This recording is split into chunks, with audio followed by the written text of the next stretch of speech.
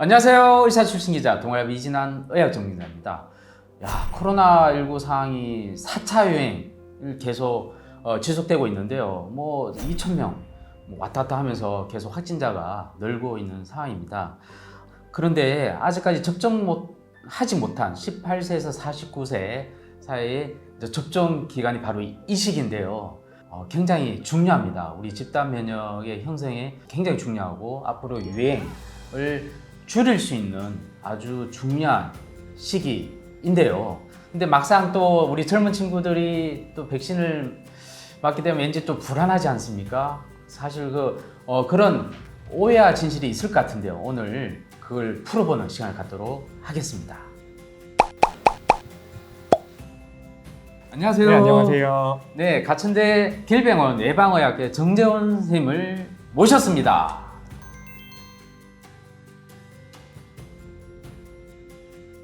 이번 달 굉장히 중요한 시기 아닙니까? 네, 청장년층이 백신을 맞는 시기인데요. 네네.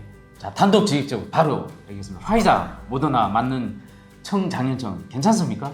네, 접종을 하셔도 됩니다. 접종해도 당연히 됩니까? 하셔도 되고요. 네네네. 그리고 이제 항상 설명을 드리는데 저희 전문가들이 이런 데 나올 때마다 접종을 하셔야 된다 이렇게 말씀을 드리잖아요. 네. 그런데 그게 무작정 하세요 이런 게 아닙니다. 저희 네네. 가족 친구들 다 20대, 50대 아니겠습니까? 네네. 그래서 그런 사람들의 안전이랑 네. 접종했을 때 효과를 저희가 다 비교를 하거든요. 네, 그런 걸 봤을 때에는 모든 분들이 백신 접종하는 게 훨씬 더 안전하시고요. 그런데 이제 저희가 항상 설명드리는 게 백신이라고 하는 게 100% 안전한 건 아니고요. 네. 하지만 거의 100% 안전하고요. 네. 그 다음에 효과가 100% 있는 건 아니지만 거의 100% 효과가 있습니다. 네, 여러분. 젊은 친구들 안전하다고 합니다. 우리 최고 전문가가 안전하다고 하는데 좀 안심하고 맞으시면 될 것 같은데 하지만 여전히 부작용 때문에 무서워하는 사람들 많습니다. 자, 일단 국소 반응으로 이제 발적이 생기고요. 또 통증이 생기고요. 또 전신 반응, 또 발열, 근육통, 두통 이런 것들이 생기지 않습니까? 자, 그래도 괜찮을까요?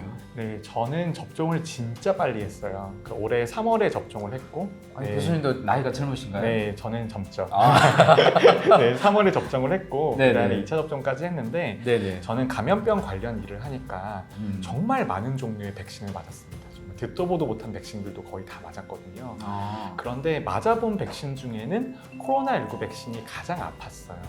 저는 이때까지 백신 맞아보고 한 번도 아파본 적이 없었거든요. 그런데 이제 저는 아스트라제네카 백신 접종하긴 했었는데 네. 접종하고 나서 많이 아프더라고요. 그래서 제가 그때 맞아보기 전까지는 그냥 어떻게 설명을 드렸냐면 경증 이상 반응이 있을 수도 있어요. 이렇게 설명을 드렸는데 제가 한번 맞고 막상. 아파 보니까 아, 이거 생각보다 되게 아프구나. 국민들 입장에서는 접종하셨을 때 되게 불안하실 수 있겠다 이런 생각이 들었습니다. 네네. 좀 경증 이상 반응이 많이 나오잖아요. 네네. 근데 그 이유가 예전에 나온 백신보다 면역을 유도하는 능력이 더 강력하기 때문이에요. 그렇기 때문에 경증 이상 반응이 더 심하게 느끼실 수 있고요. 아. 그리고 이제 요번에 접종하는 백신들이 다 mRNA 백신이잖아요. 네. 그런데 mRNA 백신은 특징이 있습니다. 아스트라제네카 백신은 2회 접종할 때보다는 처음 맞았을 때 더 많이 아프세요. 그런데 mRNA 백신은 1회 접종이랑 2회 접종이 아픈 게 큰 차이가 없다라는 분도 있고 네네. 오히려 두 번째 접종하셨을 때 더 아프다는 분도 있으세요. 그래서 그래서 그런 것들을 보면 경증 이상 반응이 굉장히 빈번한 빈도로 일어날 수 있고 그리고 이제 그래도 안심하셔도 되는 건 뭐냐면 48시간 이내에 대부분 나타나고 나면 48시간이 지나면 거의 대부분 씻은 듯이 사라집니다. 네, 그렇게 알고 계시면 돼요. 그 해열 진통제 복용 안 해도 사라집니까? 네, 저는 이제 네네. 복용하는 거를 권고를 아, 드리고요. 네네. 그리고 이제 특히 젊은 분들 접종하시면 상당히 많은 분들이 불편하다고 느끼실 수가 있어요. 그런데 불편하다고 느끼시면 그걸 굳이 참으실 필요는 전혀 없습니다. 아세트아미노펜이나 브루펜 같은 거를 드신다고 하더라도 네. 그게 면역 형성에 큰 영향을 주지 않거든요. 네. 그래서 접종 후에 이제 몸살 기운이 있다거나 그러면은 약을 드셔도 됩니다. 네. 하지만 굳이 아무런 증상도 없는데 드실 필요는 없다. 그 다음에 접종 전에 드실 필요는 없다. 진짜 중요한 그런 것들을 우리가 강조를 드리는 거죠. 네, 알겠습니다. 근데 최근에 이제 그 외신을 통해서도 우리가 많이 이제 알려져 있지만 화이자나 모더나 같은 mRNA 백신의 경우는 유독 젊은 사람들한테 심근염이 잘 생긴다. 그다음에 또 얼굴 부종도 또 생긴다. 뭐 그래가지고 고민이 많거든요. 네, 이제 그런 이제 매우 드문 이상 반응에 대한 보고들이 이어지고 아, 있는데요. 그게 매우 드문 네, 현상입니다. 매우 드문 이상 반응인데 이게 보면 100만 명당 몇 건 정도 생길 정도의 이상 반응이에요. 로또인데요. 네, 로또가 생긴 로또보다 로또 1등보다는 확률이 조금 높긴 한데요. 네네. 조금 높긴 한데 생각을 해보면 네, 로또가 840만 분의 1이잖아요. 아, 그렇구나. 네. 그런 걸 생각을 해보면 그건 조금 높긴 한데 네네. 그런데 이제 우리가 그 코로나19 백신에 대해서 이런 희귀 이상 반응에 대해서 걱정들을 많이 하시잖아요. 네. 그런데 제가 말씀드릴 수 있는 게 지금 시판되는 백신 중에 네. 가장 많이 사용되고 가장 많이 이상 반응에 대한 연구가 진행된 백신이 이제 코로나19 백신입니다. 아. 네, 우리가 코로나19 백신이 올해 상반기만 하더라도 나온 지 얼마 안 됐고 네네. 이상 반응에 대한 보고가 거의 드물고 잘 안 되어 있고 그렇게 많이 걱정들을 하셨잖아요. 네. 그런데 이제 전 세계 수억 명이 같은 백신을 접종을 하셨어요. 와, 벌써 수억 명이나. 네, 수억 명이 그렇죠. 접종을 하시고 네. 수억 명에 대한 데이터가 쌓여 있는 상태이거든요. 그래서 이 부작용이 나올 수도 있겠군요. 네, 수백만 명 중에 몇 명 생기는 이런 부작용을 밝혀내기도 사실 어렵거든요. 아. 그런데 이렇게 대규모로 접종을 하다 보니까 네네. 100만 명 중에 몇 건 생기는 이상 반응에 대해서 우리가 알 수 있게 된 거고요. 아. 그 다음에 이제 중요한 점은 뭐냐 하면 심근염 같은 것들, 그 다음에 얼굴을 붓고 이런 것들도 면역이 생기는 과정에서 나오는 과정으로 이제 이해가 되고 있어요.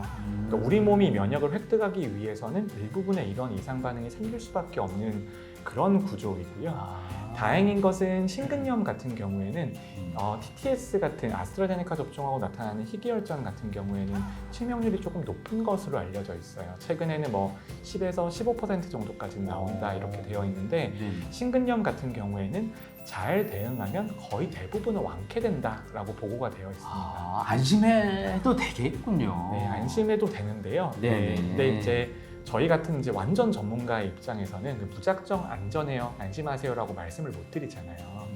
그래서 젊은 분들이 접종했을 때 얻을 수 있는 이익과 그다음에 그분이 짊어져야 될 위험에 대해서 네네. 저희가 항상 비교를 하고요. 네네. 근데 비교를 했는데 mRNA 백신 같은 경우에는 압도적으로 접종하는 게 더 유익이세요. 아. 네, 그렇기 때문에 완전히 안전한 건 아니지만 접종을 안 하셨을 때는 이제 델타 변이가 나왔잖아요. 근데 델타 변이가 너무나 전파력이 높기 때문에 제가 예전에는 이런 극단적인 표현을 안 썼습니다. 근데 이제는 델타 변이가 등장을 했기 때문에 세상에는 세 종류의 사람밖에 없을 거예요. 네네. 접종하고 안 걸린 사람, 접종하고 돌파 감염된 사람, 감염된 사람. 세 종류의 사람밖에 없을 겁니다. 근데 그거를 우리가 생각을 해보면 감염되는 것보다 접종하는 게 훨씬 더 안전하다는 거예요. 그리고요, 이 감염이 됐을 때 또 심근염 생기지 않습니까? 네, 너무 네. 중요한 말씀인데 네. 우리가 심근염이라고 하는 게 네. 감염이 끝나고 나서 나오는 경우들도 있어요. 그래서 코로나19에 감염되더라도 이런 합병증들이 나타나거든요. 네네. 그거의 발생률과 비교를 했을 해보면 때. 당연히 접종했을 때 위험이 적죠. 아. 그리고 최근에 저 일본에서 모더나를 맞은 다음에 머리가 빠지는 탈모 현상이 심각해졌다는 여성 관련된 기사도 있어가지고 또 갑자기 또 걱정하는데 이제 이런 게 계속 나올 것 같아요.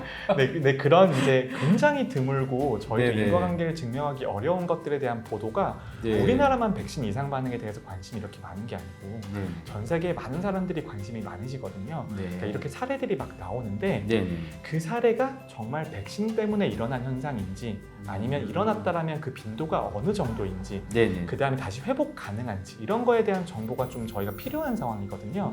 근데 사진만 보면 백신 절대 맞으면 안 되겠다라고 이렇게 그러니까요. 생각을 하시잖아요. 네. 저도 사실 머리 빠지고 있거든요. 아, 네, 저도 슬슬 좀 빠지네. 네, 슬슬 가고 있습니다. 슬슬 네네. 가고 있는데 네네. 근데 그런 거 보면 되게 자극적이잖아요. 근데 네. 그런 것들을 최소한 저희 같은 전문가들이 검증하고 확인할 시간을 조금만 달라는 거예요. 빈도가 어느 정도인지, 아. 그 다음에 백신 때문에 그랬는지에 대한 확인이 필요한 건데 그렇죠. 사진부터 먼저 기사로 빵 나가버리면 그러니까요.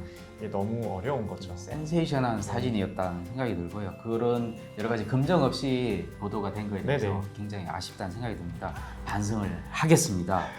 자, 18세 이상의 성인의 경우, 자, 그 중에 임신부도 있지 않습니까? 네네. 그 임신부는 맞아도 되는 건지 아닌 건지. 저도 주변에서 네. 제일 많이 물어보는 질문 중에 하나예요. 네. 그러니까 우리 아내랑 나랑 아이 만들 계획을 가지고 있는데 그렇죠. 그럼 접종을 해야 되냐 말아야 되냐 이런 것들에 대한 이야기가 있는데 네. 저는 이제는 조금 이제 근거가 생겼어요.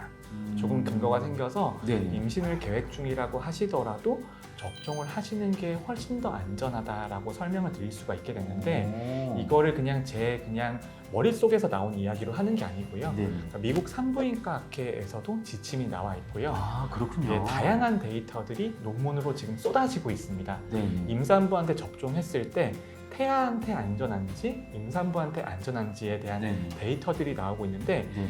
일반적으로 접종 안 한 사람이랑 접종한 사람이랑 거의 위험의 차이가 없어요. 근데 우리가 임산부에 대해서 설명을 드릴 때 제일 조심스러워요.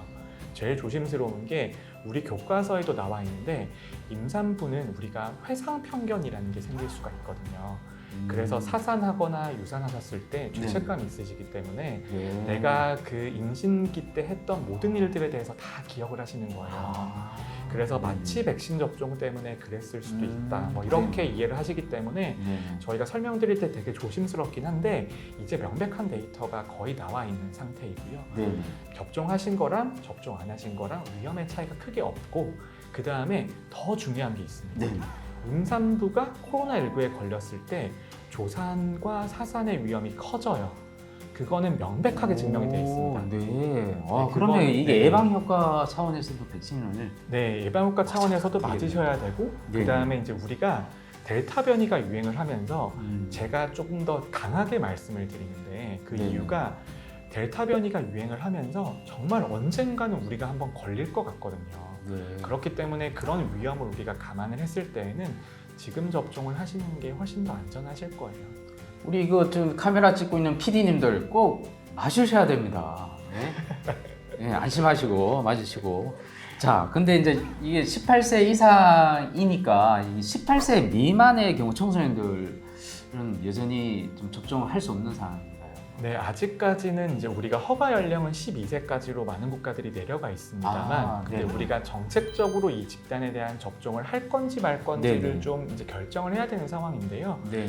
이제 조금 더 이제 저희 전문가들이 가지고 있는 솔직한 의견을 좀 말씀을 드릴게요. 네. 그런데 소아 같은 경우에는 코로나19에 감염되었을 때 중증화가 될 가능성도 낮고 사망할 위험도 낮고 네. 걸렸을 때 굉장히 경하기도 하고 네.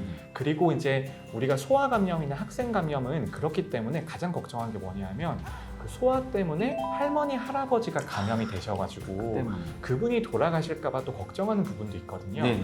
그 말은 뭐냐면 아이의 입장에서는 접종했을 때 얻을 수 있는 이익이 정말 크냐 작으냐가 조금 고민스럽긴 고민스럽죠. 하고요. 네. 그 다음에 우리가 mRNA 백신이라고 하고 그 다음에 이제 뭐 바이러스 전달체 백신 아스트라제네카 같은 거 접종할 때 희귀 이상 반응의 위험률은 연령이 어리면 어릴수록 높아지는 것처럼 보여요. 아, 그러면 어린아이 같은 경우에는 한 20대만 돼도 접종했을 때 이익이 접종했을 때 위험보다 확실히 크다라고 말씀드릴 수가 있거든요. 특히 네. mRNA 백신은. 네.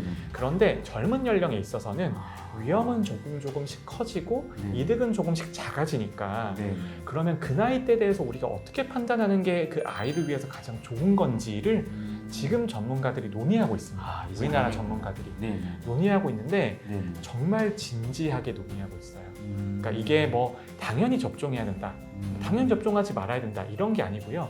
저희들도 과학적인 근거를 바탕으로 그리고 특히 이제 이 논의를 주도하시는 분들이 소아청소년과 교수님이거든요. 네. 근데 우리나라 소아청소년과 교수님들은 정말 아이를 너무 사랑하시는 분들이세요. 그래서 아이의 입장에서 우리가 어떤 선택이 제일 좋은지를 논의를 하고 있고요. 네. 아마 방송도 나가고 유튜브 클립도 나가고 조회수가 많이 높아진 그 시점에는 이제 결정이 돼서 나가겠죠. 알겠습니다. 일단 소아 청소년 학회에서 요 나이를 조만간에 네, 우리나라도 허가 연령은 밑으로 내려가 있습니다. 내려가 허가는 있어요. 내려가 아, 있는데 허가는 네. 내려가 있는데 이제 국가 정책으로 접종할지 말지를 결정하는 거죠. 알겠습니다. 자, 또 이게 막상 또 맞으려고 하니 백신 접종이 안 되는 금기 사항이 또 있지 않겠습니까? 내 몸이 상태가 좋아야지 맞을 수 있는데 상태가 안 좋아지는 그런 경우 금기사항 어떤 것이 있습니까? 백신 접종에 금기가 네. 거의 없는데요. 거의 없습니다. 거의 없는데 네. 가장 명백한 금기는 뭐냐면 네. 지금 열이 나고 아프신 거예요. 그러니까 지금 증상이 뭐든지 심하게 진행하셔서 네네. 지금 병이 심하신 분들은 접종을 안 하시는 게 좋습니다. 첫 번째 이유는 뭐냐면요. 네네. 이게 백신의 이상 반응인지 원래 아프신 건지 구별이 안 돼요. 네, 그렇군요. 구별이 안 되는 게 있고 그 다음에 원래 컨디션이 안 좋으신데 접종하시면 경증 이상 반응을 더 힘들게 느끼실 가능성도 있기 때문에 네네. 지금 열이 나시거나 지금 감염증이 있으시다거나 그런 분들은 접종하면 안 되시고요. 네네. 그 다음에 또 하나는 조금 가슴 아픈 이야기긴 한데 접종해서 얻으실 수 있는 이익이 없으신 분들이 있어요. 젊은 그러니까, 사람들 중에서요? 그러니까 정말 암이 매우 말기시라거나 아.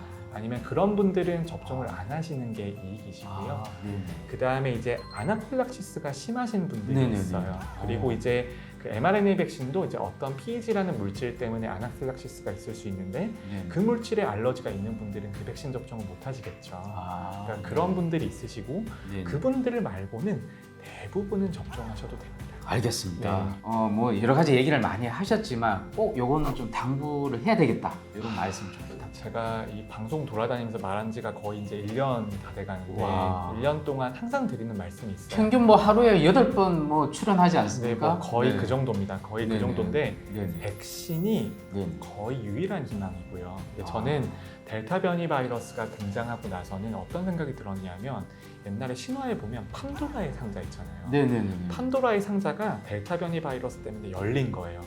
열려서 세상에 나쁜 것들이 다 나갔습니다.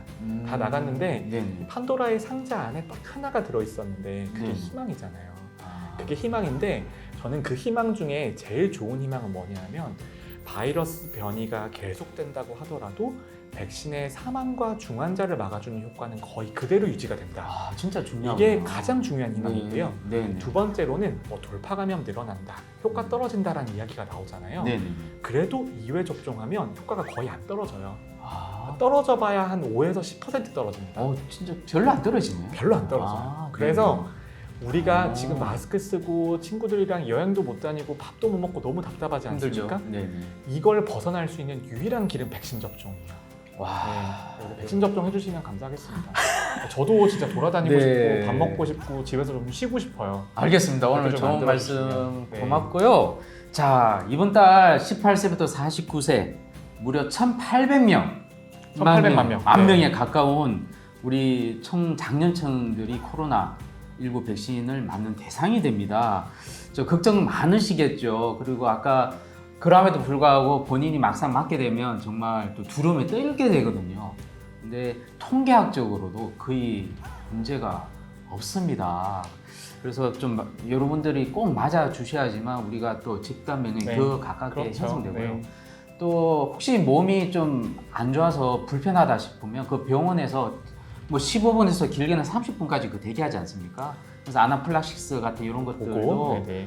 조심스럽게 챙겨 주니까요. 많이 맞았으면 좋겠고요. 무엇보다도 코로나19 치사율이 백신을 맞음으로써 계속 떨어지고 있다는 있죠. 거. 그렇죠. 이게 네네. 굉장히 중요합니다. 그래서 여러분들 많은 사람들이 두려움 떨지 마시고 과감하게 저도 맞았고 다 맞았습니다. 과감하게 맞아주시면 고맙겠습니다. 고맙습니다. 네, 감사합니다. 네.